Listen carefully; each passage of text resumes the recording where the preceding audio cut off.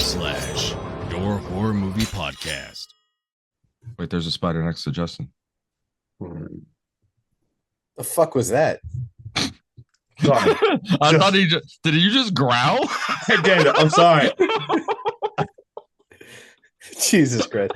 Welcome back, Backstab / This week it's Waterboy's pick, and we're doing of 2001 Maniacs. We're doing 2001 Maniacs. 2001. I don't know how to describe this. Not to be confused with 2000. It's 2001. Yes, Waterboy. How did you pick this? Why did you pick this? And why does Justin look like he wants to go to a pig roast? He definitely does want to go to a pig roast. I do not after this. So I initially picked this. Off of you actually, Sean, who sort of gave me the idea. I added this to the wheel for this movie, and this was actually spun on our wheel. And the last time I saw this was years and years ago, but I remember it being completely off the rails, insane, and it definitely is. It did not disappoint in that category. I watched this once when it came out, and it was one of those things where, like, I just looked at DVDs and I was trying to find something new to watch before on demand and streaming was a real thing. And this is quite the fucking movie. And Justin, what was your expectation going into this? What did you think? My expectations is tough to say. So I went in completely blind. I'm talking like I didn't even watch a trailer. So I actually had no clue. Well, I just heard you guys saying it was crazy. So I don't even know. Like, I guess I would probably guess it was like a 6 or something, just because you guys seemed kind of excited to watch it, even though you were laughing. And I think I was excited for you to watch it. Yeah, that's the thing. I was gonna say I was a little like, because you guys were really excited for me to watch it, so I didn't know if I was being set up or not.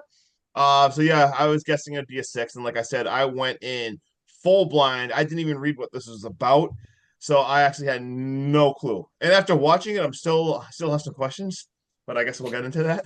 But just so everyone out there knows, this horror movie is something I think like actors just join and directors make just to have a lot of fun.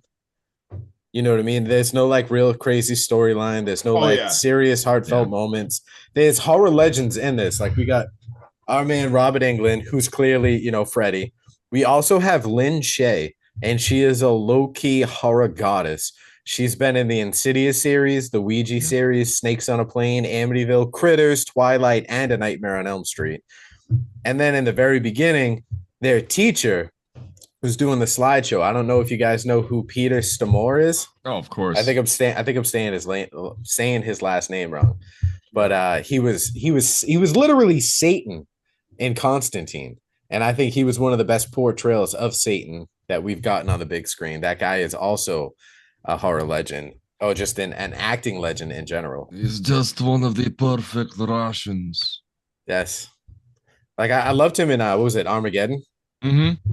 The shit doesn't work. All right, 2000 Maniacs, let's go. So once again, went in blind, and here we go. We got 2 minutes of opening credits of Civil War imagery. It cuts right to a professor teaching a class about Civil War, and we have a bunch of bored college kids. These kids want to get the hell out of here because we realize that this is right before spring break. After the class is done, we see 3 students that get in trouble because they were basically messing with the slideshow when the guy was showing them serious slides. They were missing classes and turning in shit papers. And the teacher basically said, look, you're going to be expelled next year if you don't turn in a new term paper by the end of spring break. Spring break time, let's go. It's time for the road trip. It looks fun. They are driving to Daytona. So we see the 3 of them flying down to Daytona, and all of a sudden, out of nowhere, they hit an armadillo and run away. It just came out of the air, man. Blood, dude, this armadillo hits their windshield, blood explosion everywhere. Boom. And we see some like insane crazy dude, like also. Who's like, this insane crazy dude, Justin? Yeah, and never mind, like right away. Who's like, this legend right here? Come on. I had no clue. Like Eli Roth. Come on, I had no clue Eli Roth was going to be. It's a hostile environment. Yeah, boom. We got Eli Roth randomly there. I'm pretty sure this literally looked like a guy like Cabin Fever style. No, he looked like he was playing bass for Limp Bizkit. Don't you judge him. Wait, that's almost random thing. What? It's spot on though. Oh my god. Anyway, this crazy dude wants to get a ride or whatever. They blow him off. as they go off, you see him doing it to like the next person. He's got to throw that armadillo in there. This Anyway, is instead of asking for change, a thumb and a ride.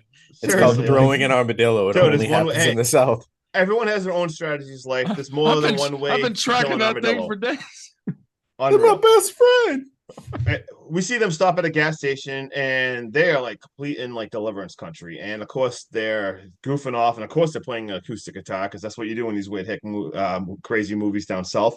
Of course, the gas station attendant is some insane, creepy hick guy who's like just like laughing at him. And then He's we see actually the new gas station attendant from House of Wax. After that whole town got settled in and new people started moving, he took over the gas station. I had like feels of that, like right, like a little bit in the beginning of this movie. And all of a sudden, we see a guy and two girls pull up, and they're going to Daytona too. We see the guy's flirting with the girls. He has writing his number right on her stomach, and maybe they'll meet up. And as they drive away, that crazy hick is just completely laughing, insane at them. And we see that daisies. Yeah, crazy. We see one of them awaken to a crazy dream where he opens up the trunk, and the hick was hiding in the trunk, and it jumps out and it's a kills good him. jump scare. But it was a jump scare. I was like, that was absolutely wild. But we see, boom, awake. It was all a dream, and now they are lost. All a dream. I feel like I say that in every single episode. You do. You do. It's either you or Waterboy, dude. It's Yeah. always something that it was all a dream. It was all a dream. I used to read Run Up magazine. All right, sorry. Anyway, So so they are lost, of course, and there is, as they start driving, there is a detour, and it shoots them down a road in the woods. Why are they still driving down that? Haven't they seen any horror movie ever? For the love of God, don't take the dirt road, dude. So they're driving this dirt road, this long dirt road, way out there in the woods, and we see a sign that says like Pleasant Valley, population 2001. It's like and they're driving underneath the sign. Once again, turn around. What are you still doing? Why there shouldn't be a town out there? There should. No. I don't just Nope. leave. And at first, it looks really cool. It looks like a ghost town. There is House of Wax vibes real fast. But it looks like the town's from like 100 years ago or so. It gives off like an abandoned campground or like the Plymouth plantation when nobody's there to work it.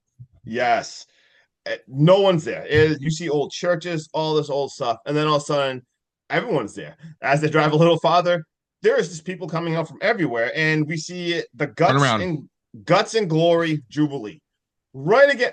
Once again, turn around. If you randomly see 100 people come out of nowhere, dude, you just there's literally like that is 100. mob mentality. You punch that shit in reverse and you get out of there. There's people everywhere. I'm pretty sure one of the guys who we find out is a mayor, this dude's got an eye patch, a Confederate flag eye patch. They don't have any American flags either. They're all waving, like you can see it on yours. They're all waving Confederacy flags. Look at that. Turn around. Red flag, red flag, red flag.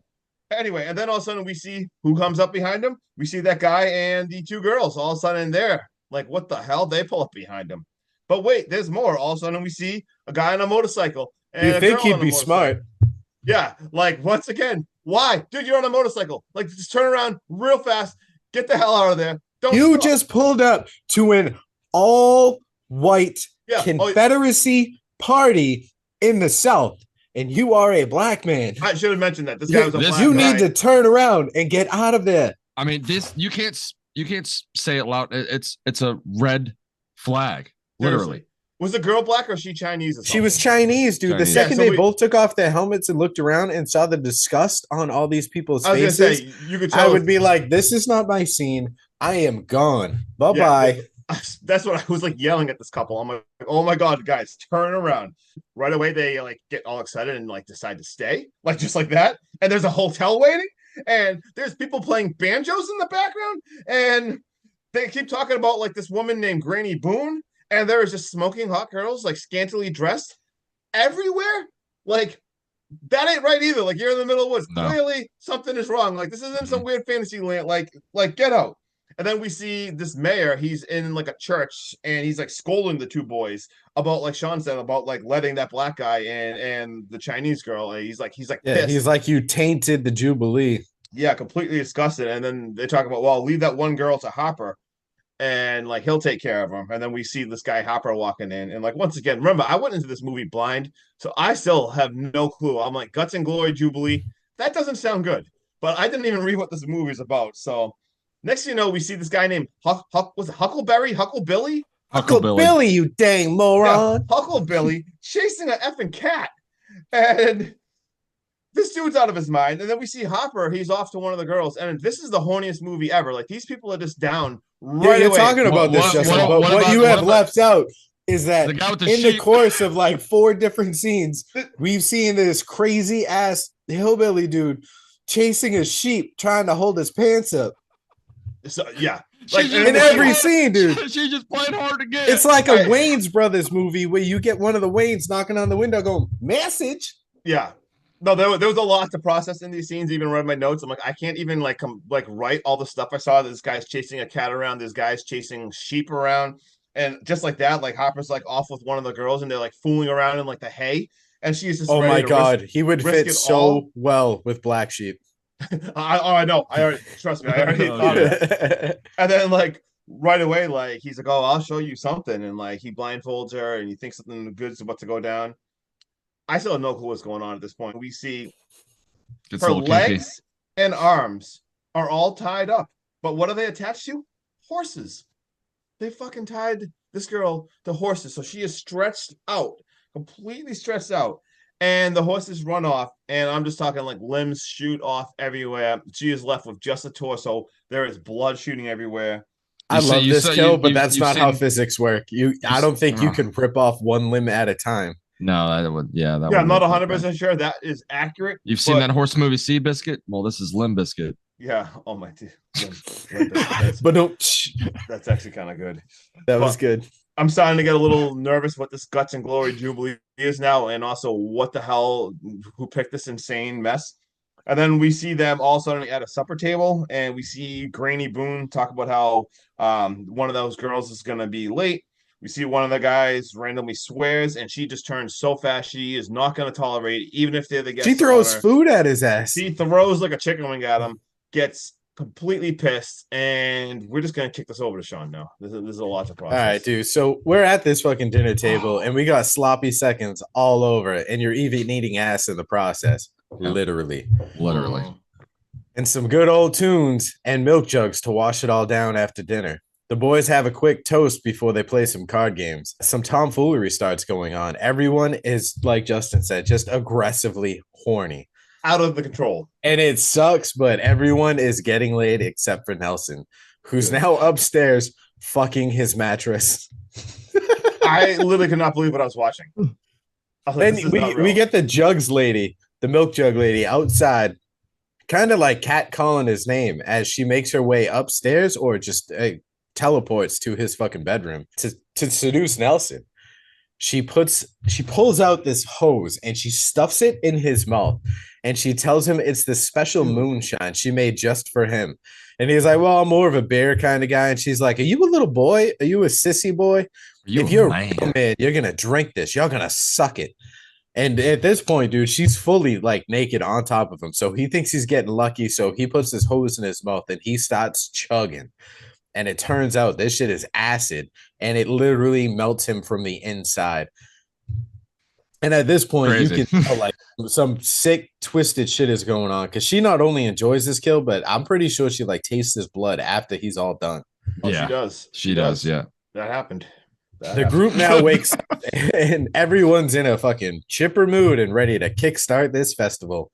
But Malcolm, being the little comedy in this movie, he decides to mock the mayor with his southern accent, and Mayor Buckman is pissed, and tensions are high now. But Anderson Lee, one of our main characters, does a really good job to diffuse the situation. Granny Boone then splits up the town. She says, girls come with me, boys go with the boys. We see the town folk. They're cutting up Nelson and Kat.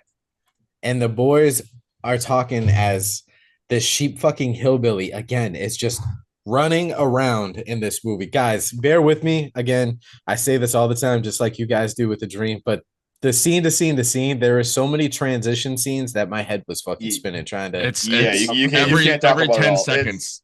It's a lot going on in the background of these movies. It's aggressively paced, which makes this an easy watch as long as you shut off your brain. But 100%. All right, so now it's bath time for these ladies, and Corey goes on a picnic with his lady friends, and the girls start making out.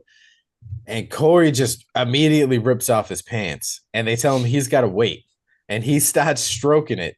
And then the girls kick him out and they call him a pig because he doesn't know how to watch and be quiet.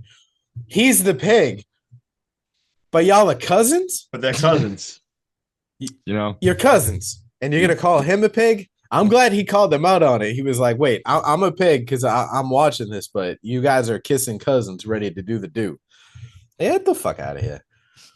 The boys are playing horseshoes, or at least I thought it was horseshoes, but it looks like they're throwing some sharp ass horseshoes, almost like axe throwing. And they're like, what is that? And they're like, oh, it's roadkill. Like that's just how we play it. So they throw these spike things and they're hitting, and then we see a front shot, and it's the heads of both their friends just on the spikes. The ladies play dress up before Granny Boone starts to let out a holler for the hoedown to begin. They dance Leah in circles, calling her their little China girl. And everything seems so sweet, nice, real Southern, real hospitality. And then they just get more and more aggressive. And you can see Leah starting to like panic a little bit. And they dance her in circles until she's standing underneath what I think is their Liberty Bell. Before Granny Boone changes everything. And she comes out with a real nasty tone saying, it's time to meet her maker, bitch. And they drop this Liberty Bell on her and they squish her. And she's like, wow, that China girl sure had a lot of guts. Ricky tries to make a run for it because he sees this happen. However, he is captured and he is held down. And he just mocks the mayor. And he tells the mayor, like, oh, your son took it real good last night. I made him squeal like a piggy. Like, just anything to emasculate that, like, Southern pride. Dude, they ram a fucking barbecue skewer up his ass and out his mouth. Dude, they got some really good aim, dude. How'd they? Like, what? And it's like they put a camera on the top of the skewer, so you see it heading right towards his butt, and then it comes out his mouth. And then, like, Granny Boone licks the blood. Yeah, that definitely had fecal matter on it. Dear God. It's just, it's better than a bear god. Back to Malcolm and Corey and Anderson. They're all having a beer together, and they're starting to get very suspicious of everything that's going on. They don't like it. And Joey shows up, and she's saying she's freaked out too. She's got a dog tag. She's just worried about all their friends, and they all want to get the fuck out of there. So they come up with a game plan to leave. And just as they stand up to execute this game plan, Mayor Buckman stops them. And shit is about to get wild. They talk to the group and they convince them to stay just for a little longer. Don't interfere with their traditions. Don't fuck up this jubilee. It is incredibly important to this small town, and they are a big part of it. And they make them feel welcome again. So the group elects to stay with the persuasion of being invited to a beautiful barbecue. They start walking through the town to the barbecue, and it is eerie as fuck. The whole town's just staring at them like a bunch of comatose zombies just waiting for something to happen. Like, these are all non-playable characters, NPCs, if you will, just watching them walk by with no dialogue, no movements, no expressions, no nothing. Mayor Buckman now proposes a toast to the town in a bar where clearly none of these members of the group are. And he even gives them a speech about finding peace and finally being avenged for how they were wrong and never having to go hungry again. Yeah. Malcolm is now walking in the woods trying to find his China girl. He's trying to find Leah. And he sees this little girl just using some kind of like compression machine, and she is crushing a rat. Dude. It's so disgusting, but I think this is a little, prequel of what's to come. So Waterboy, why don't you take us down this road? She was thirsty. All right, so now we're going to go over. So now we're going to go over to Corey and Joey. Entering in the house where they stayed the night before, seeing that they were actually throwing out all their shit. And we also have Anderson, who sees Ricky randomly in a window and slowly disappearing as he comes closer to that building. Now let's get back to Malcolm, who's being serenaded by the two guitar players. And he fucking hates them. Get away from me. Not again. I can't deal with you, hillbilly hill. And they start to follow him around. Dude. So we go back to Anderson, though, in the building where he saw Ricky. Blood drips leading up to a door. But before he can see, we got two butchers that close the door right behind and ask where Anderson, he just wants to set the Just mood. looking for my car. Just looking for my car. That's it. You gonna find your car down the road around yonder? I was like, what? Directions again, please. Just wants to get a change of clothes. Then we go back to Malcolm. Again with the boy who wants his bitch. Sad. A boy who wants his bitch without his bitch. Oh gosh. He sees her running off into the woods, and then we see Joey get taken. Corey then sees Peaches being all seductive before we're back to Malcolm, where we see the girl running was actually just her scalp on one of the maniacs. Back to Corey, who's about to get transition. Right? It is a lot. He's about to get a BJ, but it turns out it's just all teeth, ripping him into shreds with a metal mouth. What the hell was that? I wasn't sure if explain this to me. What's happening? The first time I saw this, Justin, I thought maybe she transformed. Like, you know how when you watch it and he tilts his head back and all those teeth come out and he bites in? I thought that was that at first, but on this rewatch to do this podcast, I realized when she's got her head buried in his lap, she's like fitting that mouth guard or whatever into her mouth. That's like some she was. But earlier in the movie, she had like weird like veins sticking out there. So what is she? Do you remember like at one time that she had like they're standing at the sheets and stuff, and she's talking, and you can see the little blackness. So what the hell is she? Why is she just some random like vampire chick? She just loves what she does. She brought eating out to a whole different kind of meaning, and I don't ever want to experience that. No, that everybody, you guys know we don't, you know. Yeah, Joey Chestnut ain't got nothing on her. Oh dear God. He got banned though. All right. So we got Malcolm all tied up now, and it seems that they have to press upon him some good manners. And they sure did, with the big plate pressing his body flat where his eyes popped out of his head. And Mayor Buckman, this eye popping scene is much better than 13 Ghosts. Yeah, 100%. And Mayor Buckman regretting saying that they're not going to take last words next year because next year, no last words. I like how he's offended and he felt the spit, but it hit him in the eye patch. Yeah. And so we go back to Anderson attempting to get Malcolm's bike, and he gets pelted in the head. Time for the grand finale where they showcase all the deaths and the feast they prepared with all the heads of their friends. Now cue the rock music over the South will rise again while dancing around the table. I like how when he's revealing them all, he just goes, now I'm partial to Chinese, and he picks up the chopsticks and grabs a piece of her brain. And he's like, only problem is, after I eat it, I'm hungry an hour later. Insane. Robert Englund is insane in this movie. Amazing. Anderson gets a shot at being able to live as long as he kills Joey. We even see Kane Hodder in here, and they named him Jason, picking up Anderson before the fight ensues between Anderson and Joey, where he pulls off his eye patch and an empty socket reveals hundreds of maggots just randomly falling out. This was good. I mean, you can see the CGI, but this was good. It was. He pins him down, about to take out his other eye, and he pleads, no, not my good eye, and that he will let him live on his word, an eye for an eye. They drive off, like off of a ramp out of the town to the local police station, where they are taken out to Pleasant Valley, and it just being a graveyard of all the Confederates who had passed. Anderson spits on his grave, and they start riding off, but we hear a faint whisper of an eye for an eye as they ride off on the highway. I thought this statue was going to come to life. Like, I thought I did too. Yeah. That would have been, but we got something a little bit cooler.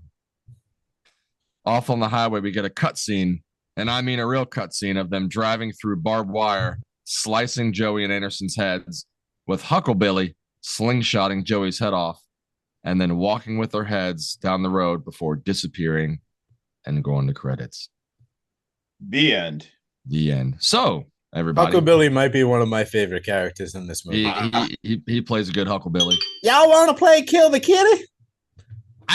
She's all right with me doing this. I do it all the time. Yeah. Mama give me a quarter every dead pussy I bring back to her. Justin, I'm guessing you gave this movie a 9.5 out of 10. You nailed it. 9.5 minus 10. All right. 10 out of 10. Justin, give us everything. All right, Give us everything. I'm just gonna unload the clip. Let's just go. Okay. Oh, don't say unload. Yeah, you can't say unload with how horny everyone was in this movie. Yeah. Oh my god. Yeah. Excuse me, guys. Hold on. Let me adjust this camera here and the lighting. Wait. Don't point it down, dude. Yeah. All right. So holy shit, over the top. The kills were absolutely insane. There was crazy gore. It was campy. It actually had like a cool story. And it was also wicked stupid at times.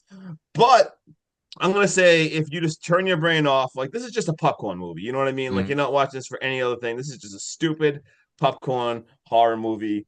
I give this a 7.4 out of 10. I feel like that's pretty fair because, like I said, I feel like you definitely need to watch this, especially like never mind, like you get horror legend like Robert Englund watching him. He seems like he had a lot of fun. Oh yeah. And like how Sean mentioned earlier, everyone might not know the name like Lynn Shay, but I mean, if you watch horror movies, everyone knows who that woman is. Like you'd be like, oh, it's an Insidious woman. She is literally in everything. Dude, many movies. They'd recognize her in this for sure. I was actually shocked, like years later when I rewatched Nightmare on Elm Street. I don't know, a few years ago when I rewatched. Yeah, she's the teacher. Yeah, she's a teacher in that. And like I said, I obviously didn't know who she was way back when I first watched that. But when I saw it again, I was like, holy shit, I can't believe she's in that. And I instantly recognized it from being in Critters. I mean, she's in so many. So awesome characters. Definitely a fun movie. Just ridiculous. Just go in, just have fun. Obviously, it's just a movie that I think, like you said, they just made to have fun. So who else wants to talk about this? So I actually have 2 ratings on this movie. I have 1 rating as your casual horror fan, and then 1 rating as a, shut your brain off. These guys clearly just made a movie to have fun making a movie. So if you're a casual horror fan, you're gonna fucking hate this movie. If y'all looking for something that's gonna spook you and entice you and make you want to watch the storyline like an Insidious or any real esque horror movie, I don't know what words I'm looking for. I'm gonna give it like a 2. But when you sit back and you realize like Eli Roth is in this, Lynn Shay is in this, we've named all the Kane Hodder, like they all make appearances. Kane Hodder, let's go. And there's just it looks like a movie made by people who make horror movies wanting to have fun making a horror movie. And at that point, I give it a 7.5 because the kills are brutal. The kills are amazing. Even this chick right here with her fucking teeth. Oh, dude, I still don't understand. It's so it's funny, nothing dude. but it's I gave nothing it a but 7.5 slapstick comedy. You know what I mean? You just shut your brain off and enjoy it. You don't have to pay attention. Just get popcorn. This is one of those things like if you're like me and you cook in a kitchen, or like Justin when you meal prep, if you've ever put on a movie in the background that you just want as background noise, as something that's fun to watch that you don't have to pay any mind to, this is that movie. Granted, I would not cook to it because there is a lot of human. I was good. Thank God you said that. I ain't food prepping. I was using that as an example because there have been times where like I food prepped and I put on something mindless in the background.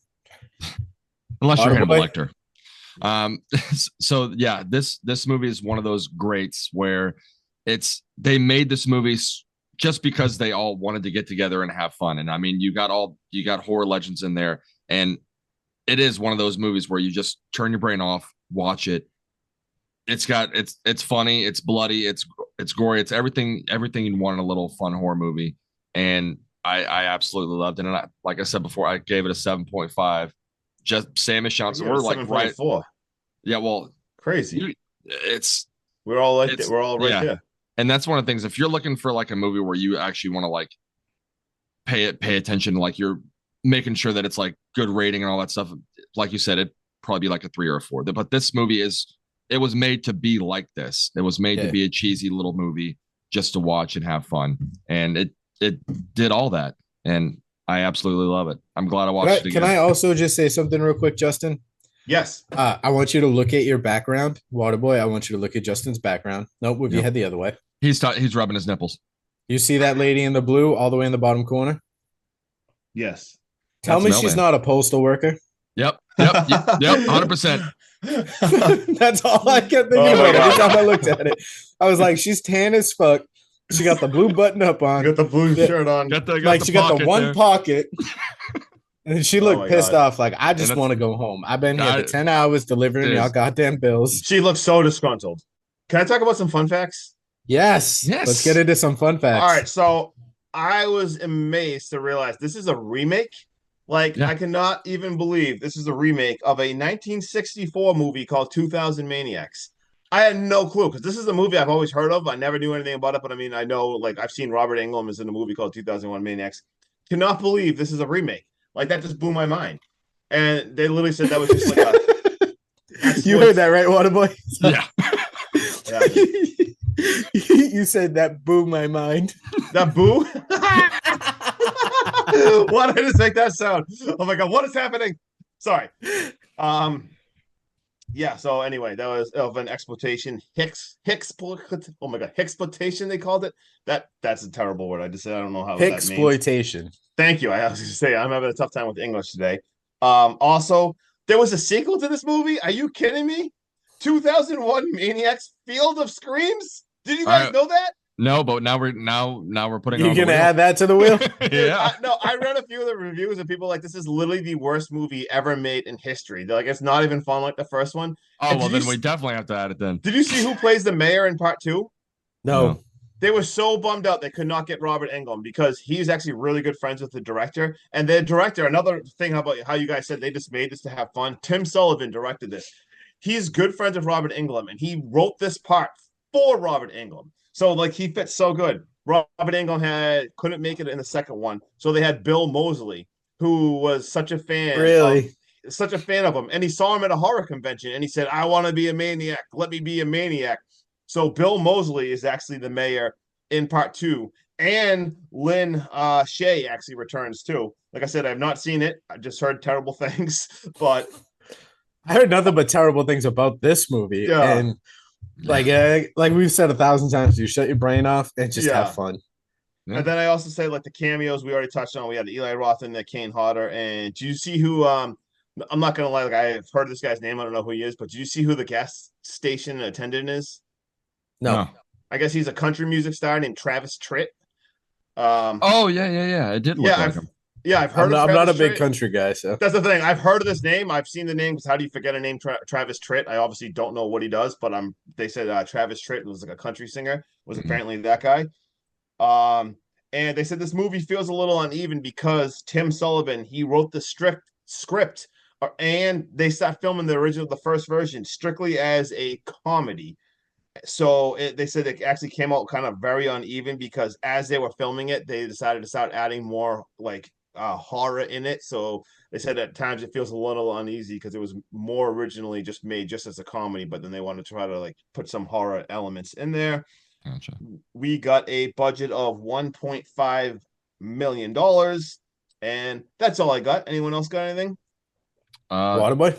Unfortunately, you already hit the ones on there, and Boom. it's there wasn't many fun facts for this, unfortunately. Here's a But fun yeah, fact: this movie fucking exists.